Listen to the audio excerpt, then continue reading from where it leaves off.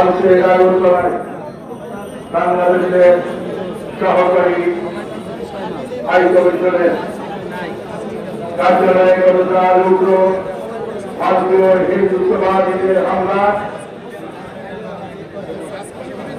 এবং আমাদের ৭১ সালে মহান স্বাধীনতা যুদ্ধে অর্জিত জাতীয় পতাকা পুড়িয়ে দেওয়ার প্রতিবাদে আজকের এই তাৎক্ষণিক সমাবেশ এবং বিক্ষোভ মিছিলের সংগ্রামী সভাপতি এই সমাবেশে উপস্থিত হয়েছেন বিএনপির তথ্য বিষয়ক সম্পাদক জাতীয়তাবাদী ছাত্র দলের সোনালী অতীত আমাদের প্রান্তীয় নেতা জাতীয়তাবাদী হেলাল সহ নেতৃবৃন্দ ভাই ও বোনেরা আসসালামু আলাইকুম।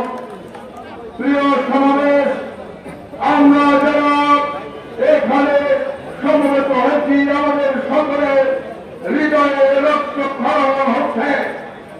যে পতাকা আমরা অর্জন করেছিলাম ৩০ লক্ষ শহীদ আর ২ লক্ষ মানবের ইজ্জতের বিনিময়ে, সেই পতাকা ভারতীয় হিন্দুত্ববাদীরা পুড়িয়ে দিয়েছে।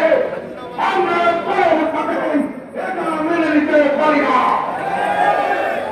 আমরা বলতে চাই ভারতীয় সরকারকে মনে রাখতে হবে আপনাদের এখানে অফিস আছে, দূতাবাস আছে। আমরা বলতে চাই সে জায়গায় আমরা কোনো কথা বলবো না।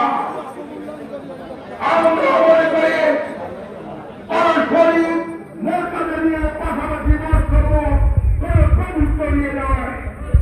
এই হচ্ছে আমাদের রাজনীতি।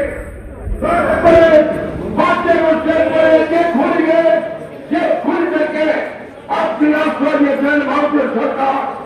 আমরা বলতে চাই তাদেরকে আন্তর্জাতিক আইন অনুযায়ী বাংলাদেশের খুনিদেরকে দয়া করে ফেরত দেবেন।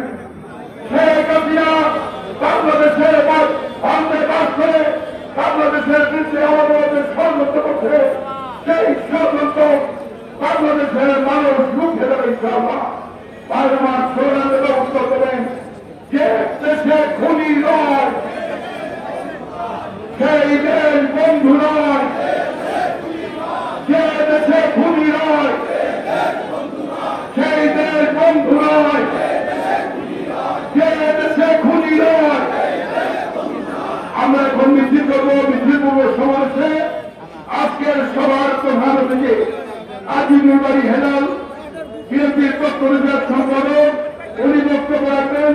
তারপরে মহামারী সমাবেশে শেষ করে আমরা এখান থেকে মিছিল নিয়ে হাদিস পার্কের পাশ দিয়ে ঘুরে চেম্বার বিল্ডিং হয়ে ঘুরে আবার দলীয় কার্যালয়ে এসে আমাদের মিছিল শেষ করবো। খুলনা পুলিশ প্রশাসনকে অনুরোধ জানাবো আমাদের মিছিলের রুটকে আপনারা